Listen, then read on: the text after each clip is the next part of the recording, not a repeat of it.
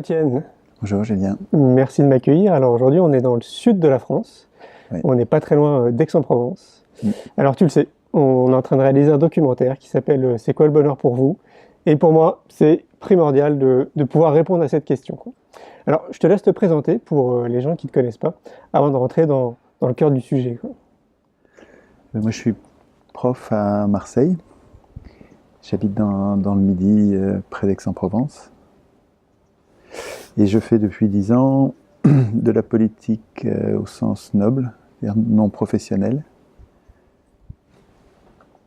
Et en prenant les choses sous l'angle constitutionnel. C'est-à-dire que je pense que si nous sommes impuissants à participer à l'élaboration des lois, c'est parce que nous avons été démissionnaires, c'est parce que nous sommes encore démissionnaires, nous tous, au moment de l'écriture des règles qui disent comment on va écrire la loi. Et comme on démissionne à ce moment précieux du moment constituant, le moment où on écrit le droit du droit, ce sont d'autres qui l'écrivent, donc ce sont des professionnels de la politique que nous laissons écrire la Constitution et qui écrivent leur puissance de professionnels et notre impuissance populaire. Et donc ça fait 10 ans que je travaille de plus en plus intensément sur ce que j'appelle, cette cause que j'appelle une cause première, j'appelle ça la cause des causes, comme Hippocrate. C'était un médecin et qui disait si vous voulez régler un problème, cherchez la cause des causes. Et je trouve ce conseil précieux, donc j'essaye de faire ça. À chaque fois que je trouve une cause, en amont d'une cause que j'avais repérée comme une cause importante, j'ai l'impression de progresser. Plus je remonte vers les causes déterminantes, déterminant les autres, plus j'ai l'impression de trouver une piste de solution au problème. Et j'en suis arrivé à d'abord à la Constitution, puis ensuite à qui écrit la Constitution, puis en m'apercevant que c'était toujours les professionnels de la politique qui sont en conflit d'intérêts et qui écrivent des règles pour eux-mêmes. J'en suis venu à mais comment ça se fait-il que ce soit toujours les professionnels de la politique qui écrivent? Je dis, c'est parce que nous les laissons faire. Et pourquoi est-ce que nous les laissons faire? Il y a pas mal de raisons possibles. Ça peut être un complexe d'infériorité des humains, hein. C'est partout sur Terre, c'est pas seulement dans un pays, hein, ce que j'observe. Mais nous démissionnons parce que nous ne nous sentons pas capables, on a une espèce de complexe d'infériorité, on a peur de se tromper, on est paresseux, on est peureux, on est égoïste, on s'occupe de nos affaires, et puis au diable le bien commun, sans voir que cette négligence du bien commun se retourne contre nous. Ça nous conduit aux travaux forcés, cette affaire. Parce que ceux qui ont pris le contrôle du droit, ceux qui ont pris le contrôle de la Constitution, et donc des lois, et donc de la police, de l'armée, ont pu écrire les règles du capitalisme, ont pu écrire les règles qui donnent tout aux propriétaires et qui prennent tout aux travailleurs. C'est une question de droit tout ça, hein.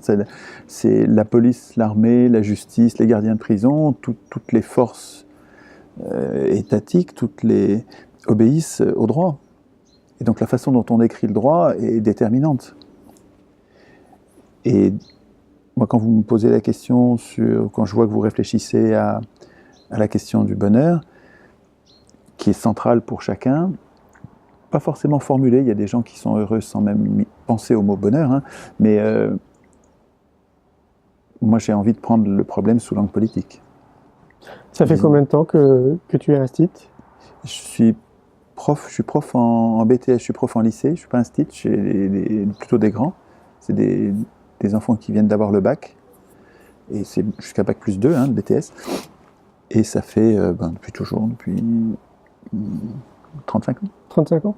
Et ça fait combien de temps que tu t'intéresses à 10 ans. 10 ans 10 ans, ça a commencé en 2005, pendant 2004, pendant la campagne référendaire, pour ou contre, suivant les personnes, l'anticonstitution européenne. Je l'appelle comme ça parce que c'est pas une constitution, en fait, c'est une constitution, ça devrait être un texte qui sert à protéger les humains qui se constituent en peuple. Une multitude se constitue en peuple à travers une espèce de contrat social, qu'est la Constitution. Mais cette Constitution, elle n'a de sens que si elle protège le corps social, que si elle protège les individus du corps social contre les abus de pouvoir. Une Constitution, digne de ce nom, ça sert à inquiéter les pouvoirs, à affaiblir les pouvoirs. Or, les textes que nous appelons, qu'on appelle pour nous constitutions, sont des prisons politiques au lieu d'être des protections. Donc je refuse de les appeler constitutions, ce sont des anti-constitutions. Mais c'est notre faute. C'est parce que nous les laissons écrire par ceux-là même qui précisément ne devraient pas l'écrire. Puisqu'une constitution sert à inquiéter les acteurs politiques pour qu'ils n'abusent pas de leur pouvoir, il ne faut pas que ce soit les acteurs politiques qui écrivent eux-mêmes les règles, quoi. Ça paraît, enfin, un enfant comprend ça. Mais il suffit juste de... Il faut s'arrêter de penser à autre chose et se concentrer sur ce problème-là, et normalement tout le monde comprend. Il n'y a vraiment que les élus qui ne comprennent pas. Il n'y a que les professionnels de la politique, eux ils trouvent que c'est populiste, que c'est démagogue, que c'est anti-parlementaire, donc c'est fasciste. Enfin, vous voyez, ils inventent toutes sortes de noms d'oiseaux pour discréditer cette idée qu'ils ne peuvent pas ou qu'ils ne veulent pas comprendre, mais tous les autres humains comprennent très vite ce que je dis là. Ça les arrange pas. N'importe qui comprend. Voilà, ça les menace même. Hein. C'est une idée qui est très subversive. Ouais. Et donc voilà, donc, à l'époque, en 2005,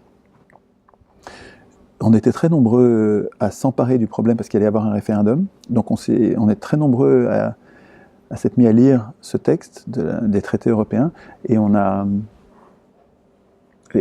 j'ai produit un texte à l'occasion d'une engueulade avec mon père. Lui il était pour, moi j'étais contre. Il y avait comme ça dans toutes les familles des engueulades. Hein. Le pays se disputait dans les entreprises, dans les familles. C'était une effervescence politique.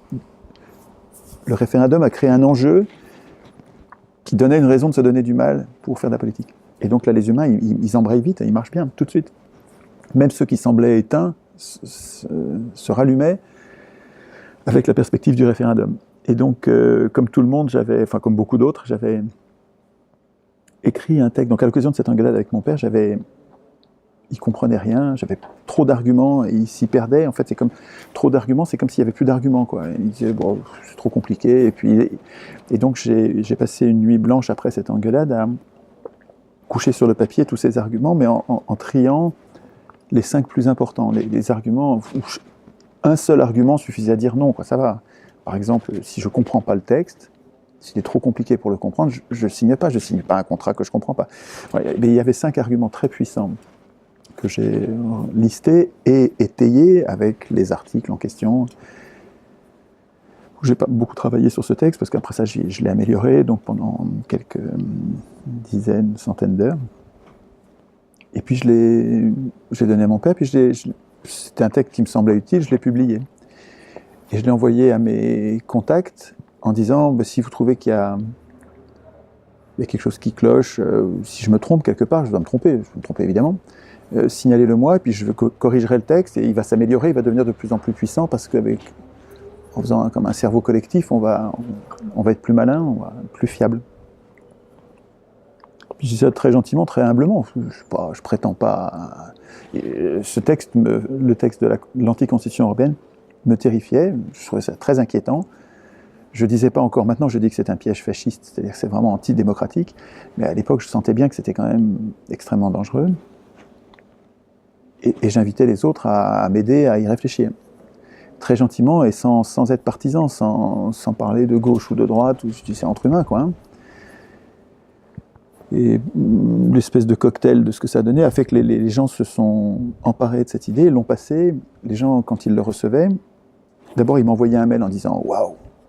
Et puis je passe à tout mon carnet d'adresses. Et c'était comme ça de proche en proche, donc ce document a circulé comme une traînée de poudre. Et les journalistes ont très vite, au bout de 10 jours, ont commencé à recevoir de très nombreux mails de leurs lecteurs qui disaient « Mais qu'est-ce que vous répondez à ce type à Marseille qui dit... » Et puis une fois, 2 fois, 10 fois, 20 fois, il dit « Mais qui c'est ce type, quoi ?» Et un jour, il y a, donc au bout de une semaine, je crois, ou 10 jours, ça circulait énormément sur Internet, et il y a un journaliste de l'Humanité, Thomas il s'appelait, je crois, qui a fait une pleine page en disant « Étienne Chouard peut-il faire gagner le nom ?»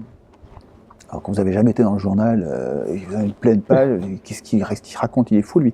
Surprenant. Et puis, comme les journalistes sont mimétiques, il suffit qu'il y en ait un qui couvre un sujet pour que les autres aient envie de le couvrir, et puis n'aient plus peur de le couvrir, d'être les seuls à le faire et d'être ridicules, et hop, ils se sont tous mis, alors là, mais toutes les radios sont passées à la maison, les télés, les journaux, Washington Post, les journaux étrangers, les télé italiennes. Donc il y a eu une espèce d'effervescence incroyable. Il y avait, au bout d'un mois, il y avait 30, 40 000 visites par jour sur le site. C'était pas un blog, c'était pas un endroit où on pouvait échanger directement. Ils m'écrivaient des mails et moi je répondais à travers un journal. Et je faisais des réponses collectives. Les gens me disaient, souvent il y avait des groupes de gens qui me disaient la même chose et je leur faisais des réponses collectives dans le journal, des interpellations des acteurs politiques. Voilà. Et puis ensuite, après le référendum, je sentais qu'il ne suffisait pas de dire non, qu'il fallait construire une alternative. Qu'est-ce qu'on fait à la place, quoi, Et on s'est mis... Enfin, j'ai invité les gens et qui sont venus de plus en plus nombreux. On s'est mis à... J'ai créé un forum pour réfléchir aux principes d'une bonne constitution. Qu'est-ce que c'est qu'une bonne constitution? Il y a quoi dans une bonne constitution? Donc il y a la séparation des pouvoirs. Alors c'est quoi concrètement? Quel pouvoir? Donc le législatif, l'exécutif, le judiciaire. Il faudrait sûrement rajouter les médias et la banque, la monnaie, la création de la monnaie. Donc quels sont les pouvoirs à séparer? Et puis comment on les contrôle? Et puis qu'est-ce qu'il y a à dire sur la monnaie? Et puis qu'est-ce qu'il y a à dire sur le vote blanc? Et puis quel mode de scrutin? Est-ce que on vote au scrutin uninominal en disant je donne toutes mes voix à ce bonhomme et puis aucune aux autres? Ou bien est-ce qu'on ne pourrait pas mettre en place un régime de vote à points qui permettrait de dire lui c'est mon préféré, je lui donne 3 points, j'ai 12 points, je lui en donne 3 ou 4, mais celui-là je l'aime bien, je lui en donne 2, et puis par contre celui-là je ne peux pas le saquer, j'ai peur de lui, donc je lui donne moins 12, parce que lui j'ai très peur de lui. Et ça permettrait de nuancer nos votes, etc. Donc il y a vraiment, tous les sujets sont passionnants sur ce forum, et on s'est mis à discuter donc des principes d'une bonne constitution. Et en même temps, il y avait un wiki qui permettait, au terme d'une discussion sur le forum, ou en cours de discussion sur le forum, d'écrire un article correspondant à ce qu'on a dit, avec des options. Quand on n'est pas d'accord, il n'y en a pas un qui écrase l'autre. Quand il y a 2 possibilités, on prévoit 2 options. Comme ça, on continue à discuter, mais on écrit les articles. Donc il y a une wiki constitution qu'on a élaborée ensemble, en écrivant une constitution, un exemple pédagogique. Ça prétend pas du tout être la constitution, c'est un exemple de ce que des humains libres devenus constituants pourraient écrire. Et là, on s'aperçoit qu'il n'y a pas besoin d'être polytechnicien. Il faut que vous vous concentriez, que vous arrêtiez de regarder la télé, de lire les journaux. Il faut que vous vous concentriez sur le problème du contrôle des pouvoirs, comment est-ce qu'on désigne les pouvoirs et comment est-ce qu'on contrôle les pouvoirs. Et vous allez voir que n'importe qui a des idées précieuses là-dessus, et on débouche tous sur la même chose en fait. Il y a des options, mais en gros, quand même, il y a des choses très nouvelles, c'est qu'on débouche tous sur une vraie séparation des pouvoirs, des vrais contrôles des pouvoirs, avec une vraie participation des citoyens à l'élaboration des lois et au contrôle des pouvoirs. Donc il y a des chambres tirées au sort dans tous les coins. Quand des humains normaux se mettent à écrire leur constitution, ils comprennent très vite l'intérêt du tirage au sort, qui est un antidote universel et radical contre la corruption, contre les conflits d'intérêts et contre les abus de pouvoir, contre les chefs, contre les gens qui veulent être chefs. Le tirage au sort est une protection universelle, un antidote anticorruption. Et donc les gens comprennent très vite et ils en mettent partout. Donc ils prévoient des chambres tirées au sort, elles-mêmes contrôlées d'ailleurs par des tirés au sort, c'est comme ça marchait à Athènes. Ça a marché à Athènes pendant 200 ans, et le résultat pendant 200 ans à Athènes, c'est que les pauvres gouvernent. Et que les riches, ils sont riches, mais ils sont pas, en plus d'être riches, ils sont pas riches politiquement. Politiquement, il fallait qu'ils subissent la loi du plus grand nombre, et donc des plus pauvres. Est-ce qu'on peut considérer que toute cette réflexion, ça t'a amené aussi à réfléchir au bonheur? Bon, pas directement, mais comme je lis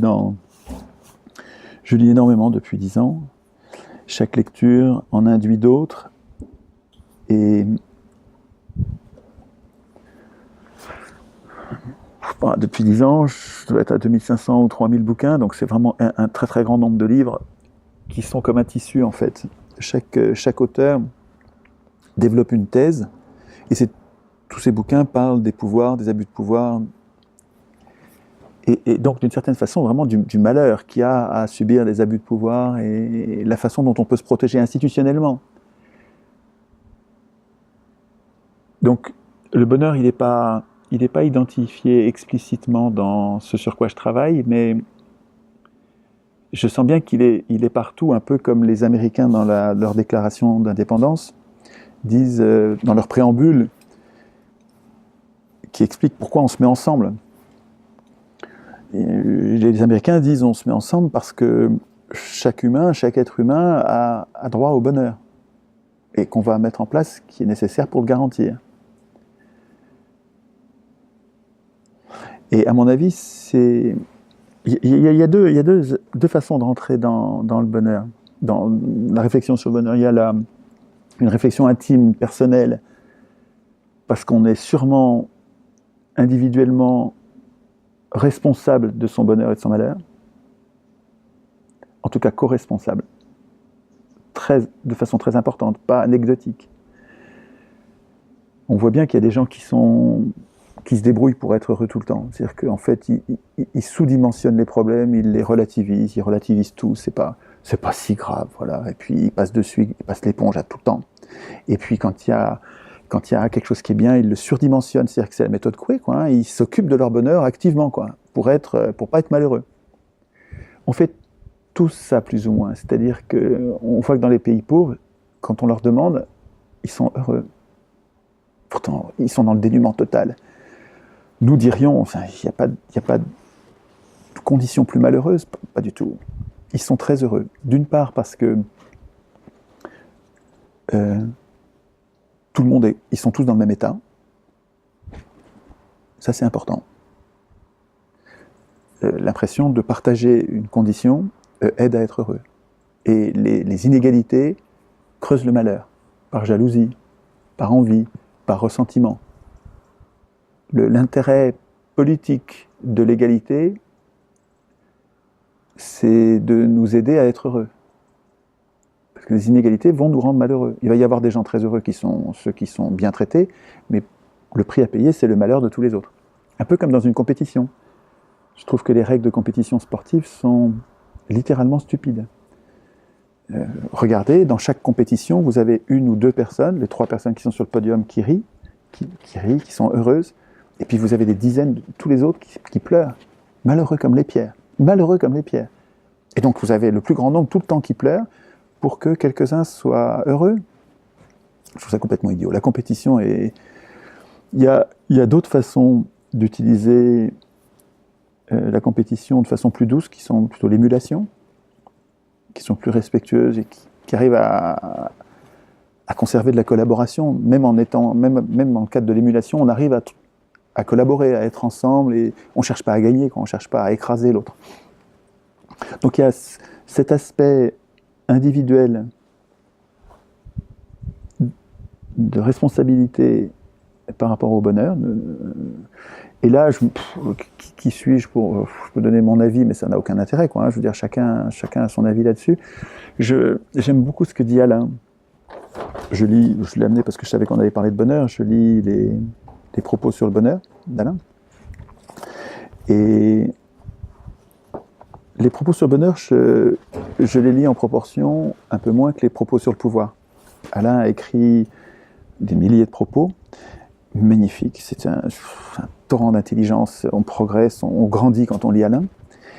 Les propos sur le pouvoir sont tellement directement impliqués, concernent tellement ce que je fais que je suis vraiment tout le temps dedans, quoi. Mais les propos sur le bonheur, ils sont sur la table aussi, et très souvent j'en ouvre un. Et on y trouve des perles, hein. Je peux vous en lire un morceau ? Avec plaisir. Mais c'est un exemple parmi 1000, parce que Alain, c'était un prof de philo, il s'appelle Émile Chartier, c'était un prof de philo au début du XXe siècle, et qui nous rend sensibles des idées essentielles depuis 2500 ans, depuis Platon, quoi. C'était quelqu'un qui raffolait de Platon, alors que moi j'étais en train de m'éloigner complètement de Platon parce que j'en apprenais d'Onfray. J'aime bien lire Onfray aussi. Je suis souvent en désaccord avec lui, Et puis d'autres fois très en accord, donc je ne suis pas d'accord avec tout ce que dit Onfray, mais il me fait beaucoup réfléchir, il m'a amené à beaucoup lire. Et Onfray déteste Platon. Enfin, il voit plein de mauvais côtés de Platon que j'ai finalement intégrés. Et en lisant Alain et en arrivant dans la partie où Alain parle de Platon, Alain raffole de Platon, et moi je raffole d'Alain par ailleurs, donc ça me réconcilie avec Platon, je redécouvre Platon, et donc finalement c'est dialectique, quoi.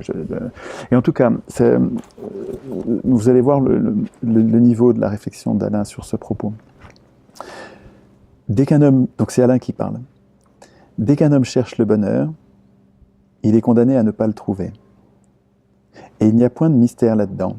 Le bonheur n'est pas comme cet objet en vitrine que vous pouvez choisir, payer, emporter.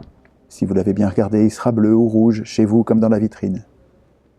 Tandis que le bonheur n'est bonheur que quand vous le tenez.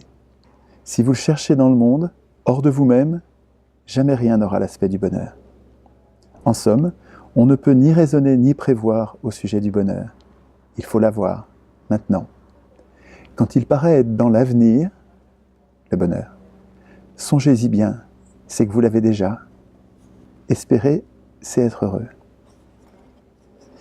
C'est remarquable, moi je trouve ça très... Il parle de la musique. La musique ne peut plaire qu'à celui qui a vaincu d'abord certaines difficultés. La science ne plaît pas en perspective, il faut y entrer, il faut une contrainte au commencement et une difficulté toujours. Un travail réglé et des victoires après des victoires, voilà sans doute la formule du bonheur. Et quand l'action est commune, comme dans le jeu de cartes, ou dans la musique, ou dans la guerre, c'est alors que le bonheur est vif. Quand l'action est commune. Alain a un travail sur la guerre, c'était un pacifiste viril, il disait. C'est-à-dire que c'est un pacifiste qui s'occupe de la paix, qui ne se contente pas de dire « il ne faut pas la guerre », il dit « il faut gagner ». Il faut gagner la paix. Et il pouvait être exonéré de faire la guerre de 14-18, il a voulu la faire, et pas comme officier, mais comme troufion. Donc il a fait la guerre de 14-18, il a des propos magnifiques sur la guerre, il a écrit un bouquin qui s'appelle Mars ou la guerre jugée. En fait, c'est la guerre jugée, c'est un jugement de la guerre. C'est absolument passionnant. C'est absolument passionnant. Les ressorts, il analyse les ressorts qui en nous conduisent à la guerre et au malheur absolu. Pour moi, la guerre, c'est l'antithèse absolue du bonheur. Le bonheur, ce serait la paix, et la paix est garantie. Et la paix pour tout le monde. Pas seulement pour moi et ceux que j'aime. Je vis comme un bémol, comme une restriction à mon bonheur, le malheur des autres. Mais ce n'est pas le cas de tout le monde. Il y en a qui ne sont heureux qu'avec le malheur d'autrui, et qui ne sont heureux que quand ils sont dans une meilleure situation que d'autres. Donc le bonheur est tellement variable d'un humain à l'autre. Comme Alain, je trouve qu'il y aurait quelque chose une quête impossible à essayer d'identifier le bonheur comme un absolu. C'est éminemment relatif, ça change d'une personne à l'autre. Par contre, les conditions du bonheur, notamment celui de ne pas être écrasé par le plus fort que soi, de ne pas se voir imposer une cruelle injustice. Ces conditions-là, elles sont politiques. Et à mon avis, mais c'est une banalité, hein, c'est l'état de droit, un véritable état de droit, qui peut nous permettre de nous donner les uns aux autres mutuellement les conditions du bonheur, mais sachant qu'il restera du travail ensuite à faire individuellement pour fabriquer notre bonheur. Maintenant qu'on est protégé des agressions les plus graves, des injustices les plus graves, il reste à construire le bonheur individuel, mais dans un cadre juridique qui protège. À mon avis, il y a les deux aspects, et l'aspect politique est celui qui m'intéresse le plus. Pour l'instant, nous ne sommes pas dans un état de droit. On est un peu dans un état de droit. Il y a une police qui empêche que ma femme, mes enfants, les gens faibles se fassent écraser par un fort. Il y a une police qui nous protège. Mais il est quand même complètement dévoyé par les riches. L'état de droit, là, il est, depuis 200 ans, depuis 1789, il est capté par les marchands, quoi. Les marchands, en se donnant la possibilité, en prenant le droit d'écrire la Constitution, c'est ça qui s'est passé en 89, hein. En 76, aux États-Unis, un siècle avant en Angleterre, et en 89 en France, c'est un mouvement de captation du pouvoir politique et du pouvoir, à commencer par le pouvoir constituant, par les marchands, les grands marchands et les banquiers. C'est les banquiers qui soutenaient Napoléon, hein. C'est les banquiers comme Pergaud, les banquiers suisses, qui voulaient qu'on leur donne la Banque de France, mais qui est une institution privée, qui a un nom qui ressemble au public, mais qui est une institution privée créée par Napoléon pour ses maîtres. Ses maîtres, c'était les banquiers, qu'il avait financés, qu'il avait portés au pouvoir, qui avaient intrigué pour que les obstacles sautent autour de lui. Napoléon, c'était le sabre des banquiers. Et ce qui s'est passé, c'est que les banquiers, c'est les plus grands marchands, hein. Parmi les humains qui font du commerce, les marchands émergent et puis deviennent de plus en plus riches. À force d'être riches, ils ne savent plus quoi faire de leur pognon et ils prêtent leur pognon contre un intérêt et ils font du pognon avec le pognon et ils deviennent de plus en plus riches. C'est exponentiel. Surtout, ça devient exponentiel surtout à partir du moment où ces gens-là se mettent à écrire le droit. Ben là, ils font sauter tous les verrous. Là, toutes les religions interdisaient le prêt à intérêt. Mais eux, ils font sauter cette interdiction et le prêt à intérêt devient possible. Et c'est le capitalisme. Mais le capitalisme, c'est du droit. Ce sont ces humains qui ont pris le contrôle de la Constitution et donc des lois. C'est majeur, ça, hein. Et donc, maintenant, aujourd'hui, on voit bien que le droit est surtout au service des riches et en partie au service des pauvres, mais c'est très, très discutable et améliorable, quoi, hein. Donc, je pense que les conditions du bonheur du bonheur général, partout sur Terre, seraient très améliorées si les humains arrêtaient de démissionner, prenaient en charge le processus constituant. Un peu. Fassent des ateliers pour s'entraîner un peu à qu'est-ce que c'est qu'une constitution, qu'est-ce qu'il doit y avoir dans une constitution, comment je peux dire que cette constitution est mauvaise parce qu'il y manque la définition de la monnaie, le rôle du peuple pour contrôler les acteurs politiques et les virer dès qu'on n'est pas content. Il y a quelques caractéristiques qui permettent de dire ça, c'est une vraie constitution. Est-ce qu'il y a un référendum d'initiative populaire? Est-ce que le peuple, de sa propre initiative, peut dire « moi je veux ça » ou « ça je ne le veux pas, je le refuse ». Est-ce que ce peuple, dans cette constitution-là, peut de sa propre initiative changer la constitution ou révoquer un acteur qu'il considère corrompu ou malveillant? Donc il y a quelques critères assez objectifs qui permettent de dire ça, c'est une constitution digne de ce nom. Et ça, c'est une anti-constitution, c'est pas une vraie, c'est un fake.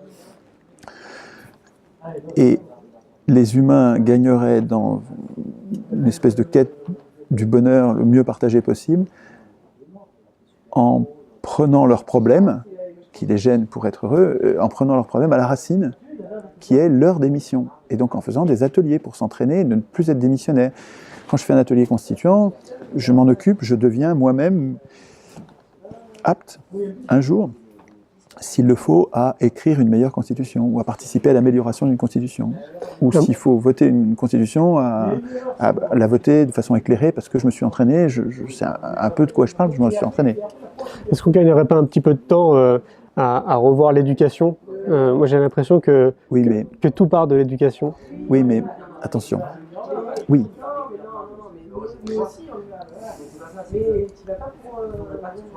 L'âme humaine s'instruit seule et sans maître. C'est Jacotot qui disait ça.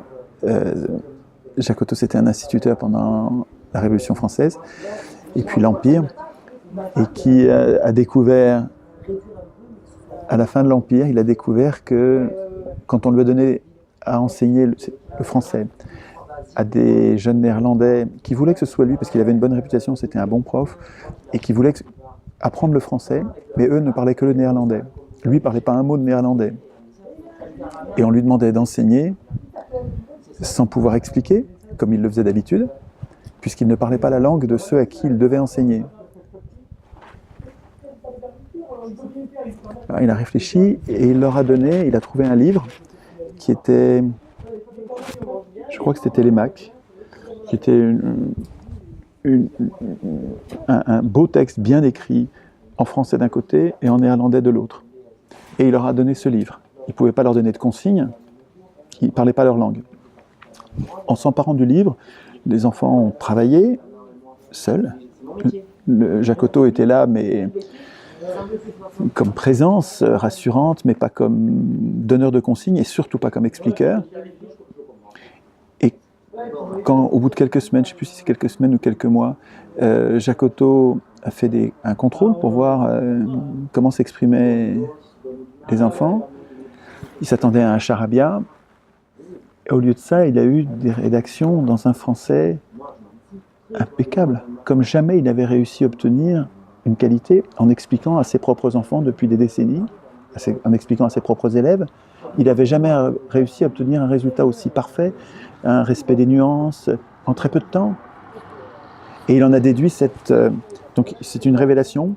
Il s'est dit, c'est pas bien d'expliquer aux gens, ça les aide pas. Ça les abrutit, il disait. C'est l'ordre abrutisseur, l'école telle qu'on l'organise. En expliquant aux enfants, ça abrutit les gens. Pour émanciper les gens, il faut les conduire à apprendre seuls, comme les adultes apprennent. Quand vous n'êtes plus à l'école, vous apprenez tout seul. Vous n'avez pas besoin qu'on vienne vous expliquer, qu'on vous dise apprends ça, puis maintenant apprends ça, puis maintenant... Pas du tout. On apprend ce qu'on a envie d'apprendre et on l'apprend bien. 90% de ce que vous savez, vous l'avez appris seul. Et vous l'avez très bien appris. Et ça marche très bien. Et Jacoto en a déduit que cette formule formidable, que l'âme humaine s'instruit seule et sans maître. C'est très, très, très important dans une réflexion démocratique, ça. Parce que de quelle école, vous parlez d'école, il faut parler d'éducation. De quelle éducation parle-t-on ? Probablement pas de l'éducation nationale républicaine. Quand vous lisez les instructions qu'on donnait aux instituteurs pendant la Troisième République, 19e siècle, les instructions, c'était des consignes d'enseignement de la soumission, de la résignation, de l'obéissance. L'école était faite pour que les enfants de pauvres apprennent le respect de l'ordre social, le respect des hiérarchies sociales. C'est un outil de domination, l'école républicaine. C'est un outil d'asservissement. Alors, sous des prétextes ou des drapeaux, des étendards d'émancipation, plein de bonnes intentions, et que je partage, je suis prof moi. Donc moi je suis plein de bonnes intentions, évidemment. Je suis pas du tout, j'ai pas un projet de domination quand je fais cours. Et les instructions que nous recevons ne sont plus ces instructions qu'elles étaient au début de l'école républicaine. Donc on n'est peut-être pas à la même école aujourd'hui que l'école de l'époque de la Troisième République, mais il y a quand même quelque chose d'infantilisant dans notre façon, et je parle de moi aussi, hein, je me mets pas en juge qui serait là à condamner les autres, je m'observe moi-même. Hein. Il y a dans notre façon d'enseigner, quand le prof parle et que les enfants se taisent, taisez-vous, je parle. Il y a là quelque chose d'infantilisant, quelque chose qui enferme l'enfant dans son enfance. Donc l'éducation qui me séduit le plus en ce moment, c'est l'éducation populaire. C'est-à-dire que nous nous formons entre nous. Un jour, c'est moi qui vais vous apprendre quelque chose. Mais demain, c'est vous qui allez m'apprendre quelque chose. Les rôles changent tout le temps. Il n'y en a pas un qui est prof à vie et l'autre qui est élève à vie. À mon avis, l'éducation la plus émancipante, elle est populaire, avec une méfiance, une prudence par rapport à ceux qui veulent être profs, à ceux qui veulent être celui qui donne tout le temps les leçons. De la même manière qu'il faut se méfier de ceux qui exercent le pouvoir et qui veulent être ceux qui exercent tout le temps le pouvoir. Il faut que le pouvoir tourne, et probablement aussi en matière d'éducation. On dirait que la seule éducation qui vaille, ou au moins, c'est l'éducation populaire, c'est-à-dire une éducation qui soit respectueuse de celui qui apprend, ou celui qui apprend est demandeur. et où celui qui dit ce qu'il sait ou qui passe un message n'est pas toujours le même. On change de rôle. Il n'y en a pas un qui est toujours le prof et puis l'autre qui est toujours l'élève.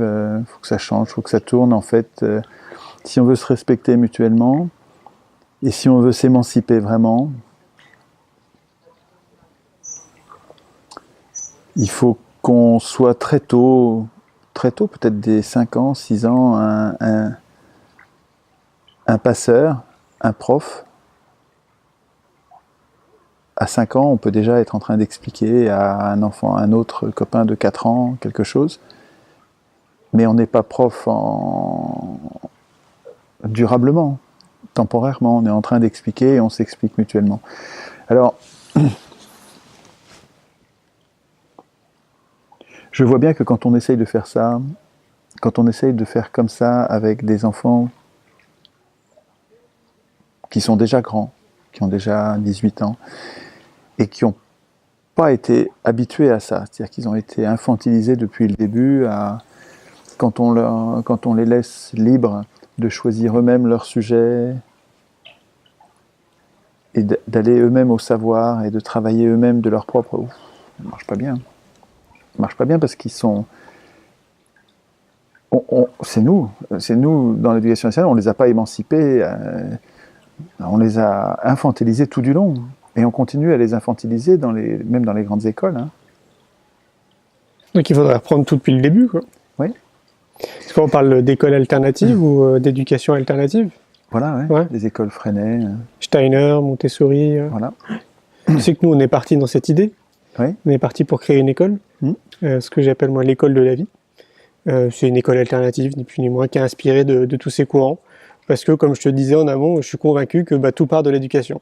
Si on veut changer de paradigme ou faire en sorte que les choses avancent peut-être dans le bon sens, mais il faudrait donner une définition à bon sens. Je crois que vraiment tout part de l'éducation. Donc, oui, mais on pourrait... Le tyran le dit aussi. Attention. Le tyran dit la même chose.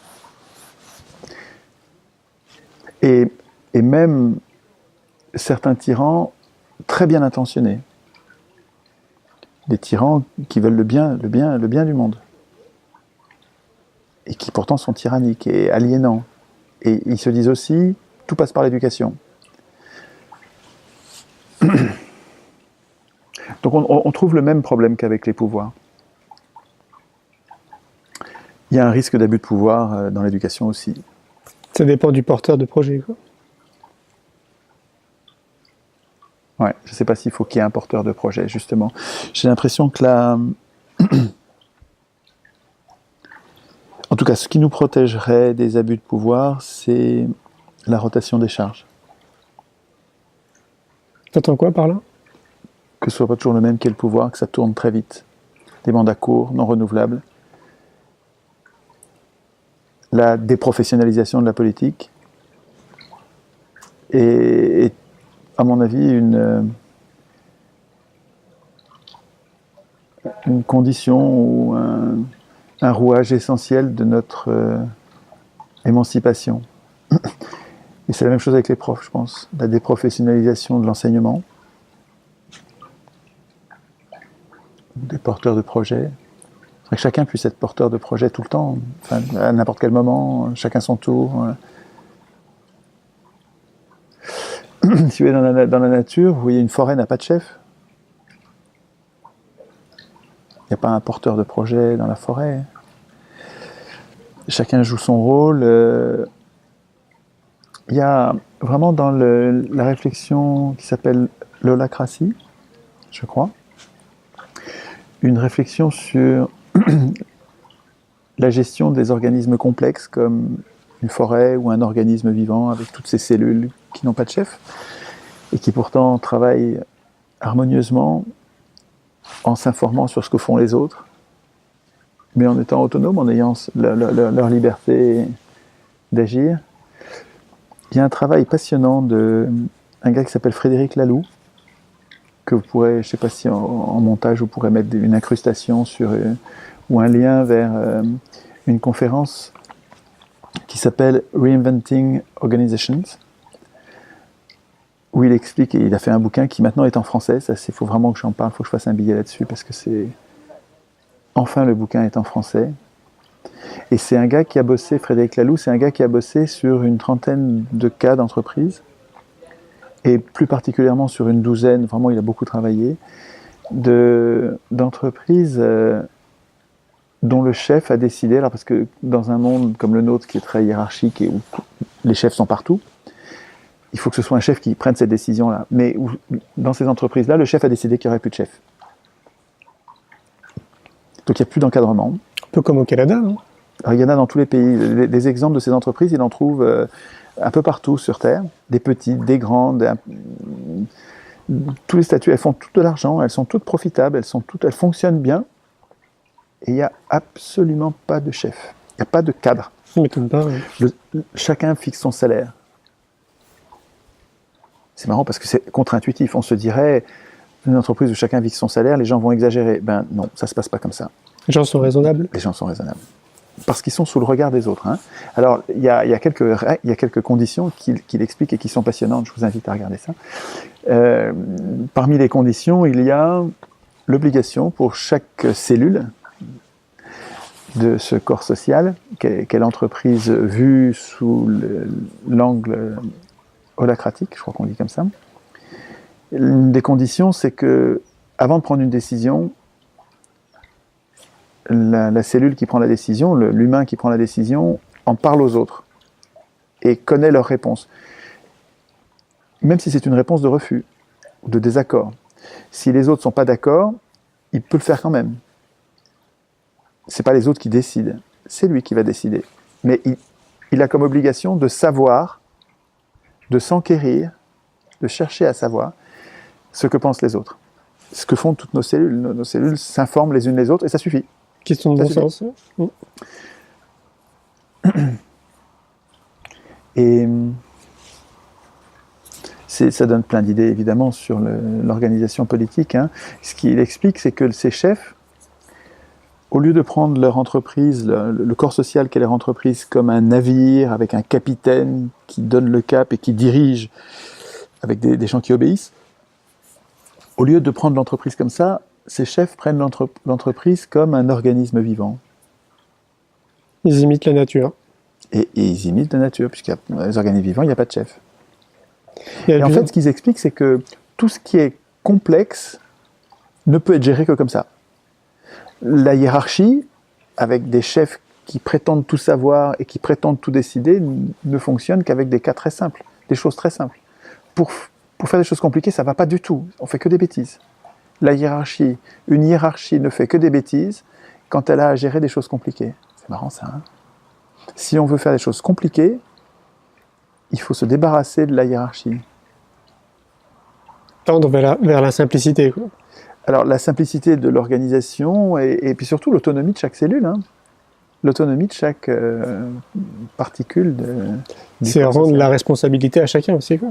Que chacun soit responsable. Voilà. Et en fait, l'émancipation, elle vient avec la confiance que chacun fait aux autres. C'est ultra démocratique comme idée. Enfin, c'est très proche de la démocratie, quoi. C'est clair. Hein. Mais du coup, moi, ça me fait repenser encore à l'éducation, parce que nous, on est conditionnés clairement sur la hiérarchie, la compétition, voilà. on est formé à l'envers. C'est ça, ouais. Donc il faudrait justement, du coup, réapprendre les choses. Oui, mais qui va organiser cette éducation? On peut se poser la question, ouais, c'est sûr.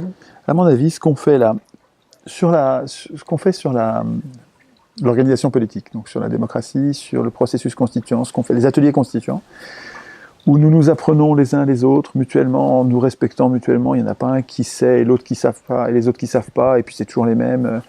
C'est très... Cette organisation-là, elle serait capable de penser une éducation, en même temps que un législatif, un exécutif, un judiciaire, un pouvoir médiatique, un pouvoir bancaire. Cette organisation, ce cerveau collectif que nous formons, et qui grandit sans arrêt, là, nous serions capables d'imaginer une école de cette nature-là, respectueuse et émancipante, non abrutissante, au sens de... C'est Rancière qui a écrit un bouquin magnifique, hein, l'histoire de Jacques Otto, dont je vous parlais tout à l'heure. Rancière l'explique dans un bouquin formidable qui s'appelle Le Maître Ignorant. Le Maître Ignorant, c'est un grand livre pour les démocrates, pour ceux qui cherchent une organisation où tout le monde participe à la production des lois, parce que tout le monde est jugé comme compétent.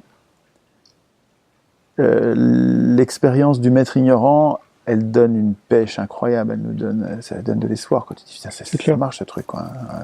Tu fais confiance aux gens, ils vont se débrouiller, ils vont apprendre plein de choses, bien sûr, ils vont apprendre tout seuls. Enfin, ils vont apprendre avec les autres, mais c'est eux qui vont être les pilotes de leur progression. Il faut leur donner un environnement, quoi. Ouais. Alors, les réacs, les gens qui n'aiment pas ces idées-là, que je respecte, moi, hein, je comprends qu'ils y réagissent, parce qu'ils ont des raisons de réagir. Quand on essaye, dans notre école actuelle, d'utiliser ces méthodes, ça donne des enfants complètement déboussolés, hein, des enfants qui ne font rien, qui ne travaillent pas.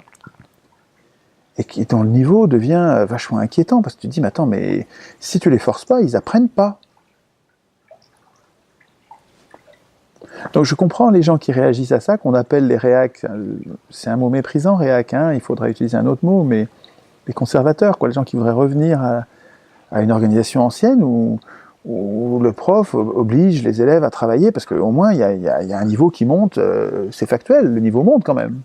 Tu forces les enfants à travailler. Bon, certes, ils sont aliénés, ils sont infantilisés, ils ne sont pas des hommes, ce sont des enfants. Mais enfin, il y a un niveau qui monte, ils apprennent à lire.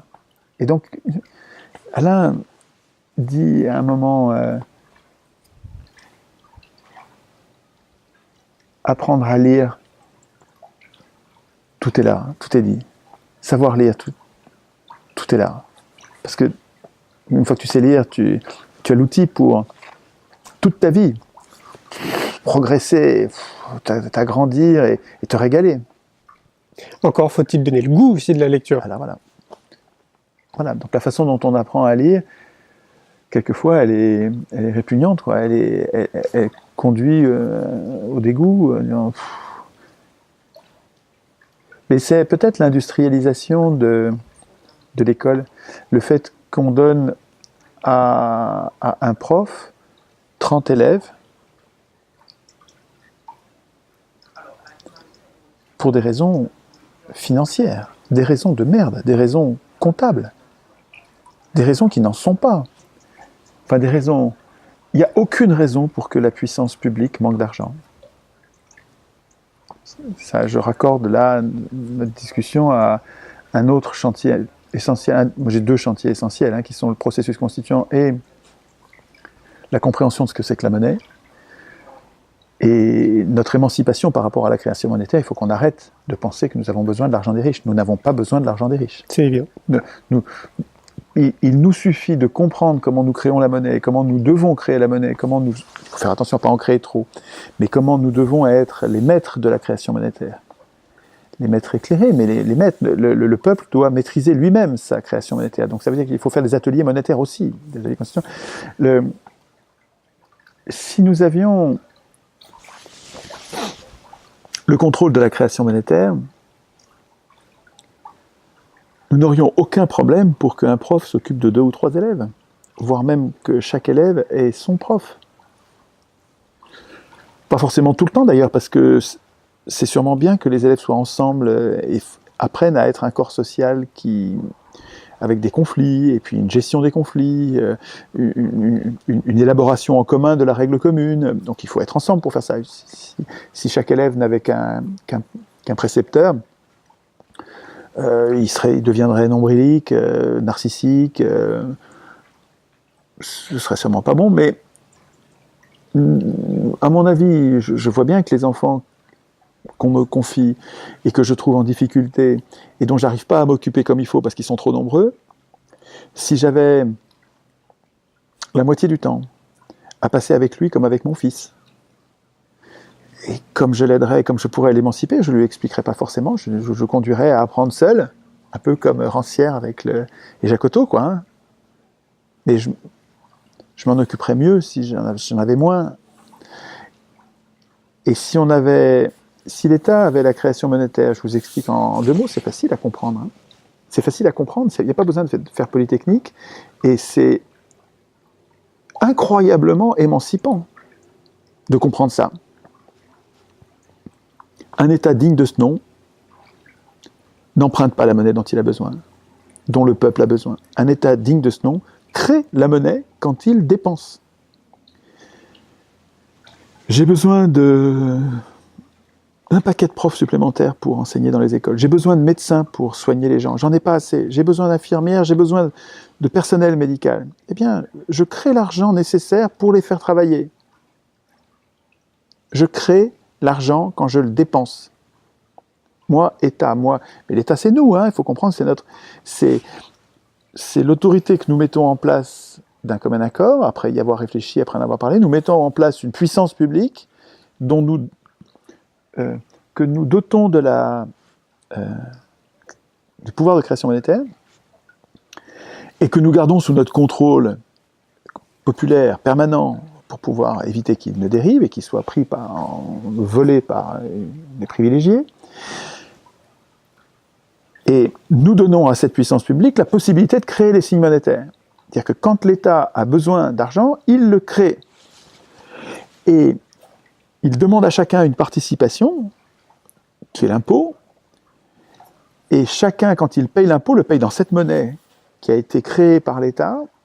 Les citoyens utilisent cette monnaie pour leurs échanges, comme aujourd'hui. Et quand ils payent l'impôt, ils payent avec cette monnaie-là, et quand l'État reçoit cette monnaie, il la détruit. L'État crée la monnaie quand il dépense, en investissement et en fonctionnement, et l'État détruit la monnaie quand il la reçoit en impôt. Et donc l'État c'est nous, hein. Il ne faut pas que ce soit l'État, il ne faut pas que ce soit les banques, hein. Il ne faut pas que ce soit des élus par les banques. Il ne faut pas que ce soit des élus comme aujourd'hui, des élus par l'argent des banques, et qui donc servent l'intérêt des banques. Ça, c'est une folie. Ce n'est pas les élus qui mettront en place ce dont je vous parle, hein. Jamais.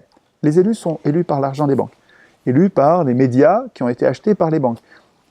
Les banques et les marchands de canons ont acheté tous les journaux, à part quelques petits journaux marginaux, mais les grands journaux, les magazines, les manuels scolaires, les livres, l'édition, ont été achetés, ça veut dire confisqués par les marchands de canons et les banques. Depuis combien de temps ? Depuis la Deuxième Guerre mondiale. À la fin de la Deuxième Guerre mondiale, nos parents, le Conseil national de la résistance, savaient qu'il fallait éviter ça à tout prix. Et donc ils avaient mis en place des règles. Il ne faut pas faire comme ça. Donc au début, ça allait bien. Et puis, c'est notre négligence, hein. Nous laissons faire. Quand R100 prend le contrôle de la presse, qui est descendu dans la rue ? Tout le monde s'en fout, quoi, hein. S'il y a 10 000 personnes qui descendent dans la rue, ça ne suffit pas, il faut que ce soit des millions. Puisque nous n'avons pas de constitution, puisque nous ne pouvons pas regimber, on ne peut pas protester, on ne peut pas s'opposer. Les choses se passent, hein, et les riches ont repris le contrôle de tout, là. Hein. Peut-être que le meilleur acte politique qu'on pourrait avoir, c'est notre façon de consommer, tout simplement. Non. Non ? Enfin, je me trompe peut-être, c'est peut-être vous qui avez raison, hein, mais il me semble que notre consommation, effectivement, renforce le système, mais elle n'est qu'une toute petite facette de notre oppression. Et on a tellement de mal à se polariser déjà sur quelque chose d'aussi élémentaire et important que c'est pas aux professionnels de la politique d'écrire les règles qui contrôlent les professionnels de la politique. C'est quand même élémentaire et très très fondateur, ça. C'est-à-dire que notre impuissance politique, tout secteur confondu, consommation et autres, notre impuissance politique, elle est écrite dans un texte. Et nous concentrer sur ce texte en disant « Ok, on est très nombreux à dire il ne faut plus que ce soit les hommes au pouvoir qui écrivent les règles du pouvoir, parce qu'on a compris que c'est là que s'organise notre impuissance politique et donc notre impossibilité de résister au malheur, notre impossibilité d'instituer notre bonheur. » La difficulté qu'on a à se polariser sur quelque chose d'aussi important, vous imaginez comment on va avoir du mal à se polariser sur le changement de consommation. Mais quel changement de consommation ? Il y en a qui vont dire il ne faut pas consommer de voiture, il y en a qui vont dire il ne faut pas consommer de Coca-Cola, il y en a qui vont dire il ne faut pas consommer de McDonald's. On va partir comme une fourmilière dans tous les sens. Je veux dire quoi ? C'est impolarisable. Vous voyez, cette façon de dire, en changeant de consommation, on va tordre le bras aux capitalistes pour leur montrer qui est le maître, puisque ils ont besoin de nous pour acheter. Ça me fait l'effet de quelqu'un qui essaye de barrer un bateau, un dériveur. Il néglige le safran, il néglige le gouvernail, qui serait le processus constituant, comment on écrit des règles contraignantes pour les acteurs politiques. Non, ça c'est... Non, j'y connais rien, donc ça m'intéresse pas. Et qui essaye de gouverner le bateau en se penchant d'un côté. Si je penche à gauche, ça va aller à gauche, si je penche à droite, non. Ouais, Tu crois pas que l'effet de masse est non, mais on ne va pas l'obtenir. Et puis l'effet de masse, il n'est pas... je consomme plus du tout de Coca-Cola. La belle affaire, quoi. Hein. La belle affaire. Qu'est-ce que ça change? Qu'est-ce que ça change? Je consomme plus du tout, je vais plus du tout. Alors, qu'est-ce que vous changeriez dans la consommation? Imaginez que tout se passe comme vous avez prévu. Imaginez, ce ne sera pas si facile, hein. On n'y arrivera pas, mais imaginez qu'on y arrive. Quelle consommation on changerait? L'agriculture de manière générale. L'agriculture, c'est-à-dire qu'est-ce qu'on fait? On passe à une agriculture peut-être plus raisonnée, plus... À la permaculture. Ouais, exactement. Donc on arrête avec l'agriculture industrielle, ouais. Et on passe à la permaculture. Tout le monde devient capable de cultiver? C'est ça, bien... ouais, capable de cultiver. Ouais. On y arrive, ça y est, c'est fait. Ok.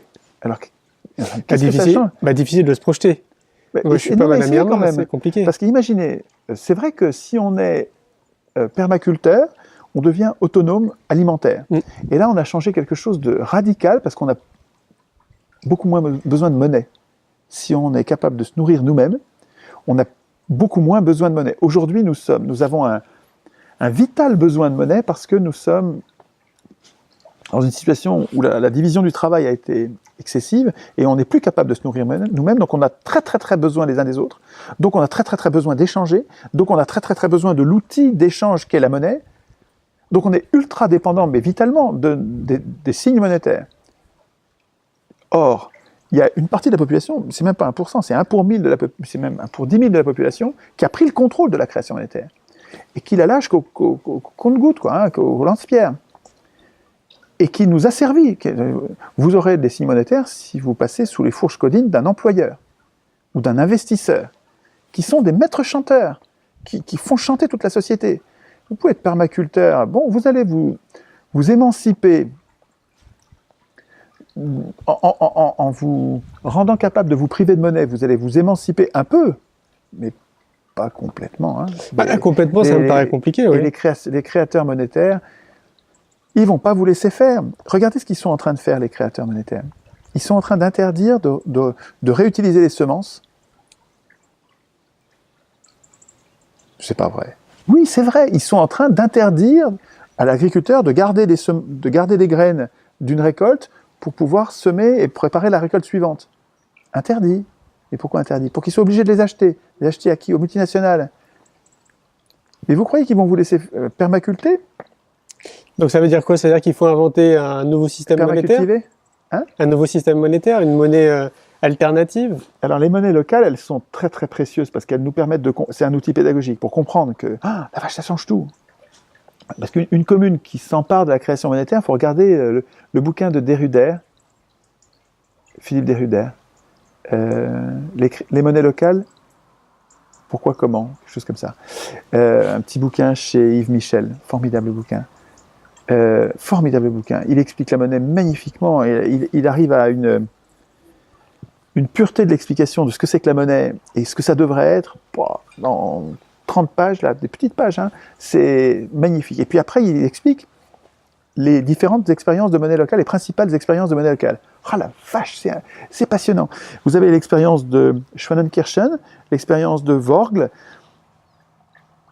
C'est des histoires vraies. Vous avez une commune qui, au fond du pétrin, de la détresse, 60% de chômage, les commerçants ne travaillent plus, il n'y a plus d'argent. Il y a plein de gens qui sont prêts à travailler. Il y a plein de gens qui ont plein de besoins. Il y a plein de gens qui sont prêts à se donner du mal, mais on n'a pas d'argent. Et la commune se met en tête on va créer la monnaie. Et créer de la monnaie, des bouts de papier, des signes monétaires qui servent à payer l'impôt. Comme je vous disais. Donc je paye le cantonnier, je paye l'instituteur, je paye le gendarme avec les signes monétaires que je crée, moi, maire de la commune, je crée l'argent nécessaire. Les commerçants accepteront s'ils acceptent pas, ils font ce qu'ils veulent. mais c'est cet argent-là que je prends pour l'impôt. L'impôt, je le perçois avec cette monnaie-là. Il y a des commerçants qui jouent le jeu, d'autres qui ne jouent pas le jeu. Et ceux qui jouent le jeu, tout de suite, l'activité reprend. Et ceux qui ne jouent pas le jeu, ils voient bien que les autres sont en train de revivre, et ils rejoignent le jeu. Et en quelques semaines, le chômage disparaît, parce que l'État qui s'est doté de cette puissance, écoutez bien, un État qui est digne de ce nom, et qui est donc maître de la création monétaire, écoutez bien, il est employeur en dernier ressort. Il est capable, puisqu'il crée la monnaie, il est capable d'employer tous ceux qui n'ont pas de boulot. Il n'a pas besoin d'aller chercher l'argent des riches, il n'a pas besoin d'aller le voler aux gens, il n'a pas besoin de quémander, il n'a pas besoin de payer un intérêt en l'empruntant. C'est une folie d'emprunter l'argent aux riches et de leur payer un intérêt au lieu de le prendre en impôt. Mais qui sont les traîtres qui ont accepté cette démission du pouvoir politique? Et donc l'expérience de Vogel, par exemple, ou Vogel, je ne sais pas comment on dit, moi, elle est bouleversante. C'est bouleversant. Quand tu lis ça, tu dis, putain, il faut s'en occuper de ce truc-là. Tu as une expérience pratique où tout s'éclaire. Tu comprends quand tu vois comme c'est libérant tous ces gens qui étaient en train de crever faute d'argent. Alors que c'est si simple, une puissance publique digne de ce nom. Pas une puissance publique démissionnaire ou qui obéit aux banques, qui sont des gredins. Une puissance publique digne de ce nom, c'est-à-dire qui a compris que si elle veut s'appeler puissance publique, il faut qu'elle ait la création monétaire. Sinon, elle se fout du monde. Voilà. Eh bien, il suffit que le maire ait compris ça pour qu'il fasse le bonheur de... Enfin, c'est pas qu'il fait pas le bonheur, il rend possible le bonheur de la commune. Parce que les gens crevaient du manque de l'outil d'échange. Mais quand le maire crée la monnaie, fait attention, il ne faut pas qu'il en crée trop. Hein. Ok, on sait ça, il n'en créera pas trop, il crée ce qu'il faut. Il en crée jusqu'à ce que le chômage ait disparu. Cocagne. Donc c'est l'une des solutions. À mon avis, c'est majeur. Le fait que les humains se réapproprient le fait politique, l'action politique, la décision politique, au plus haut niveau, c'est-à-dire au niveau constituant, mais ensuite donc au niveau législatif. Parce qu'un peuple qui reprend l'écriture de la Constitution, il reprend le contrôle du législatif, parce qu'il va mettre des chambres tirées au sort qui permettent de contrôler le législateur, le gouvernement, les juges, les médias et la monnaie. Il se donne le moyen, avec des chambres tirées au sort, de garder le contrôle de ses pouvoirs. Et avec le référendum initiative populaire, il devient lui-même législateur quand il le souhaite. Donc un peuple qui s'est réapproprié le politique, il va se réapproprier, mais parce que quand on en parle tout de suite. Il va se réapproprier l'outil de prospérité qu'est la création monétaire. Gage de liberté. Alors, c'est une condition nécessaire et non suffisante. Nécessaire pour la liberté. La liberté, après, elle se protège, elle se garantit, par à mon avis, un état de droit. Mais un état de droit dans lequel les peuples sont législateurs. Le suffrage universel, ça devrait être un homme, une voix, pour voter les lois, pas pour désigner des maîtres. Ce qu'on nous impose depuis 200 ans sous le nom de démocratie, mais qui est un nom fallacieux, qui est une antidémocratie dans laquelle le peuple n'a pas de pouvoir. Il ne faut pas appeler ça démocratie, sinon on n'arrive pas à dire ce que je veux, c'est la démocratie, puisque le mot est mis à l'envers. C'est vachement malin de le mettre à l'envers. C'est une ruse orwellienne, quoi, enfin, Big Brotherienne.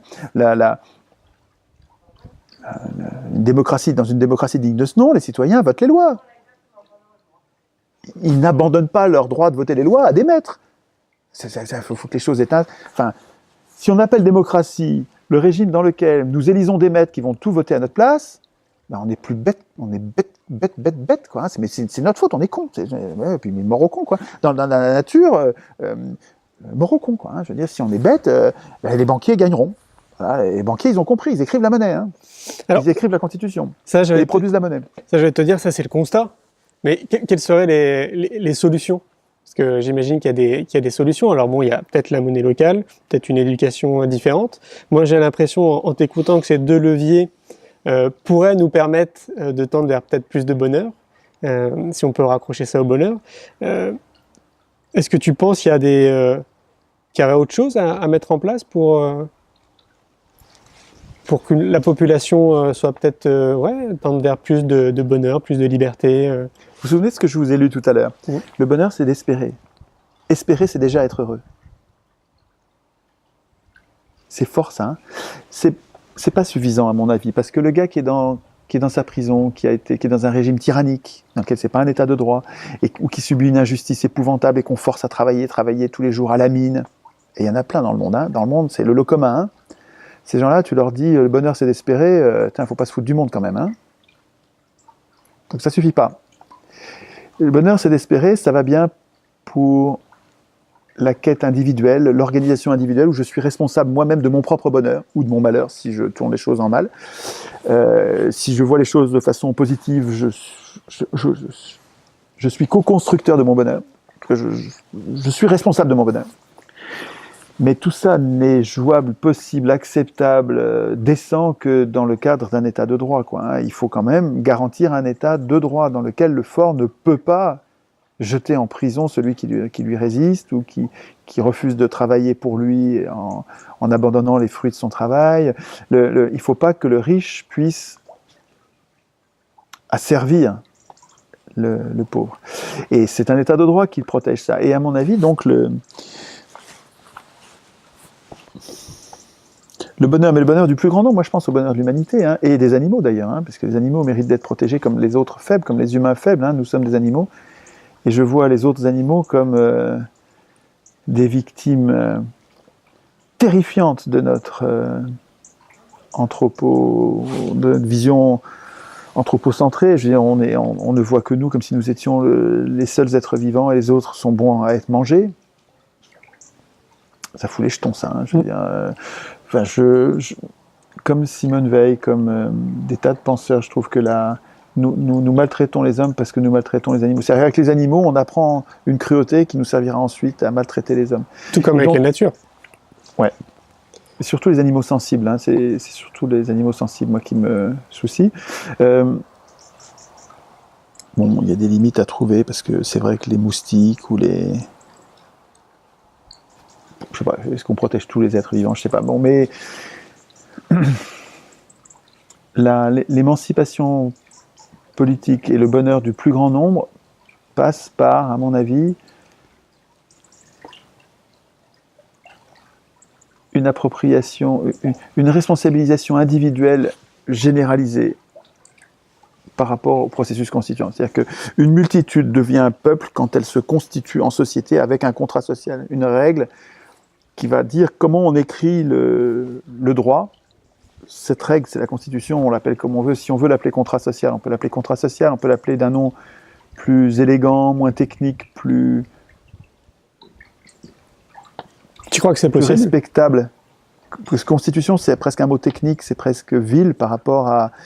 Contrat social, c'est plus beau. Il y a un accord entre adultes, et quand un enfant arrive, il va renégocier le contrat social, et puis quand un adulte n'est pas content du contrat social, il faut qu'il ait un droit de sécession pour s'en aller. Il faut respecter les gens dans ce contrat social. Il ne faut pas que ça s'impose quand même. Il faut vraiment que ce soit un contrat au sens où on accepte, avec une acceptation qui soit éclairée, qui ne soit pas dolosive, qui ne soit pas imposée avec des manœuvres frauduleuses. Le contrat social, moi, je le pense dans une vision vraiment respectueuse, mutuellement respectueuse, où on fait attention à être bien sûr qu'on est d'accord sur l'essentiel de ce qui fait qu'on vit ensemble.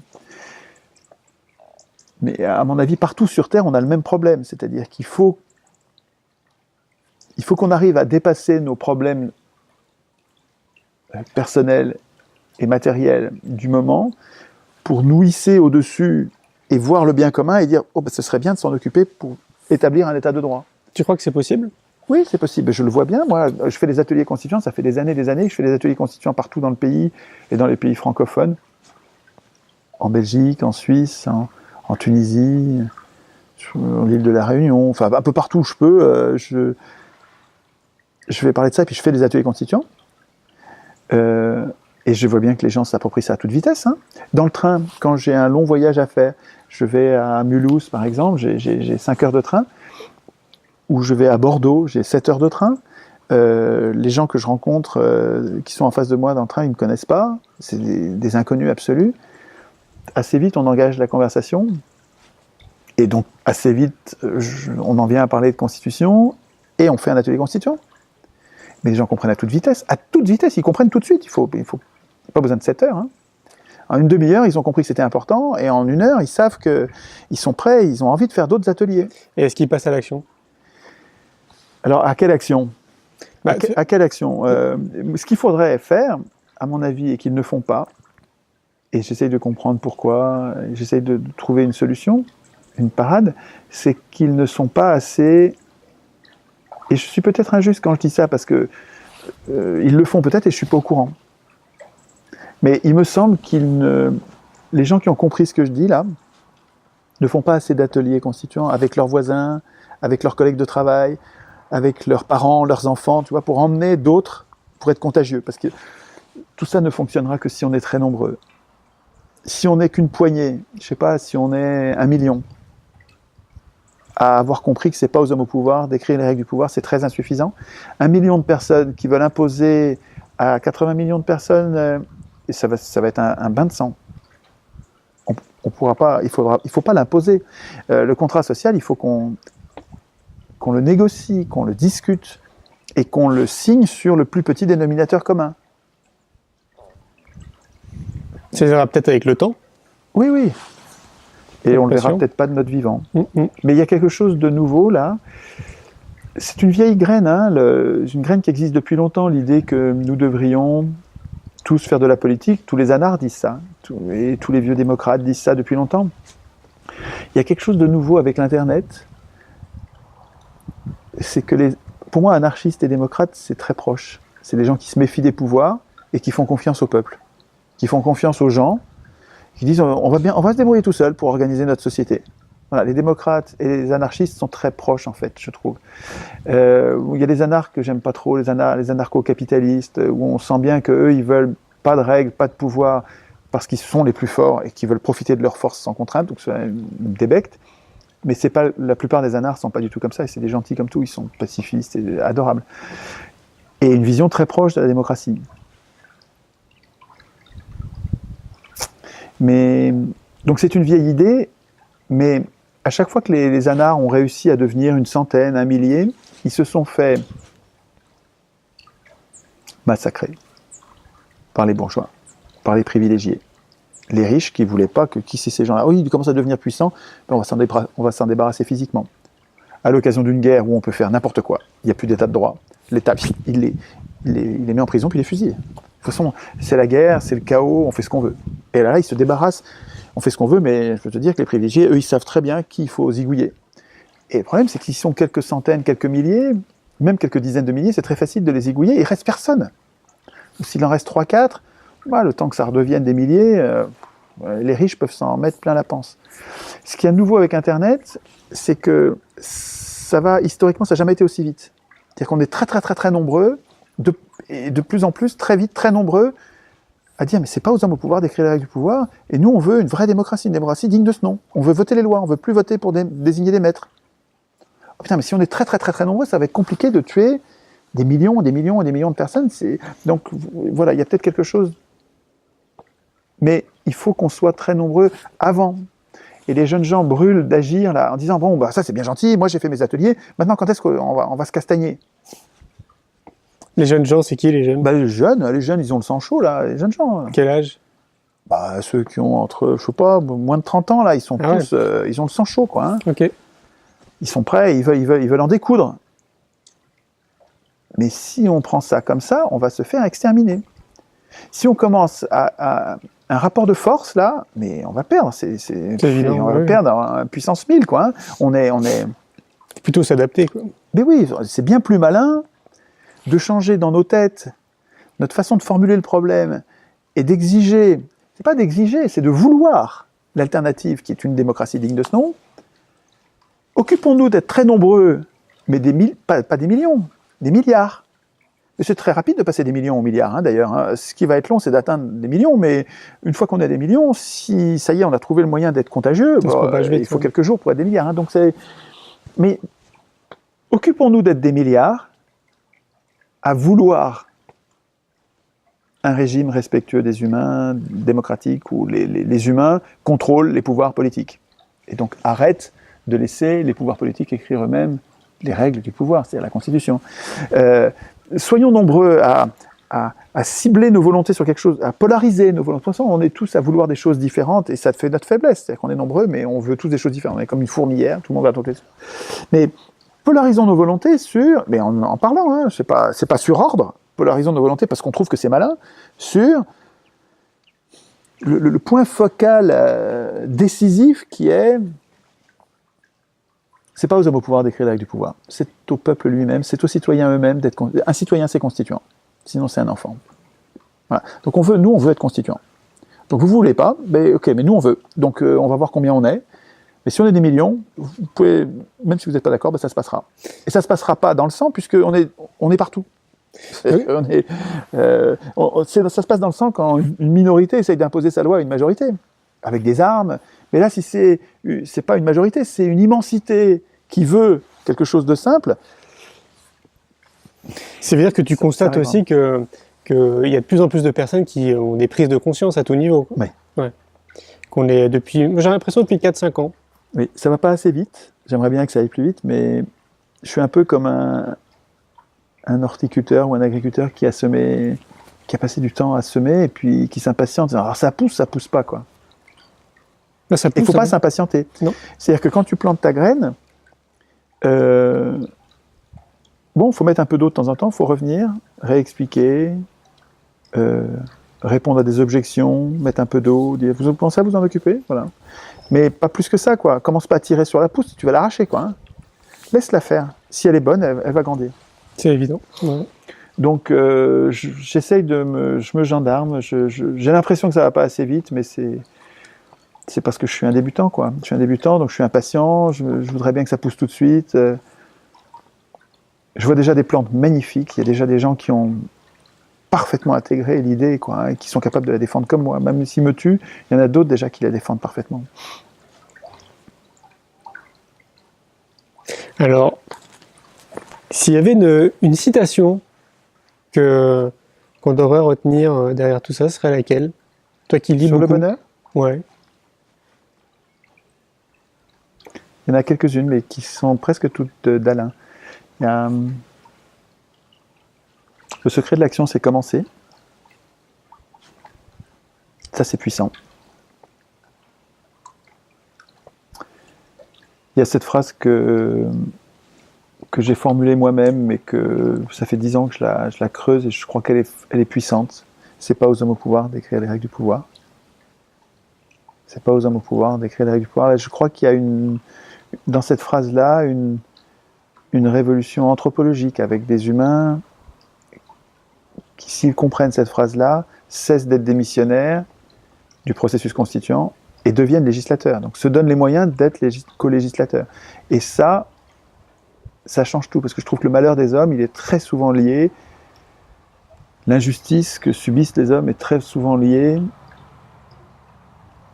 à une impuissance politique. Et à la puissance politique des privilégiés. Une petite poignée de privilégiés. Donc c'est du droit, en fait. Tu as des gens plus malins qui ont pris le contrôle du droit, donc de la police, donc des armes. Et puis, là, c'est cocagne. Là, ça vient des maîtres chanteurs, ça vient de la mafia. Mais c'est pas aux hommes au pouvoir d'écrire les règles du pouvoir, c'est un antidote.